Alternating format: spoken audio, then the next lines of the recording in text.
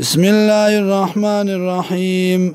وأن هذا صراطي مستقيما او داد اللار زمانیغا فاتبعوه روان شیدی پسی تابداریو کید دی ولا تتبعوا السبل او تابداری مکوی تنور لارو فتفرق بكم ګډوډ بکی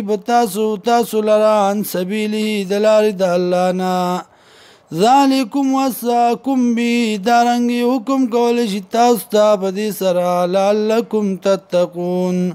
دې لپاره چې تاسو ځان بچ کړئ د ګنا نه پرهیزګاري وکړئ ثم اتینا موسی الكتاب بیا ورکړو موږ موسی علیه السلام ته کتاب تماما پورو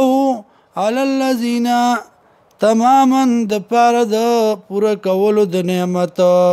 علی الذی باغ کسبانی احسنا چې اخلاص کړه او تفصیلا او د پاره د وضاحت لكل شیء د هر مسلې وهدى هدایت و رحمتا و رحمت لعلهم بلقاء ربهم دې لپاره چې په ملاقات د رب د دی باندې یؤمنون د ایمان راوړي وهذا کتاب نو دا کتاب دې انزلنا او چې نازل کړي موږ دې لرا مبارکون برکت والا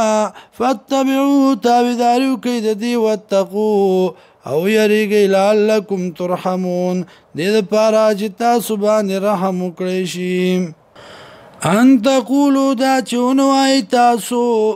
انما انزل الكتاب یقینا نازل شو کتاب على طائفتين فدو ډلو باندې په يهودو په نصاراو من قبلنا مخکز منا وان كنا او یقینا موږ عن دراستهم د لستو د دینه لغافلین نا خبره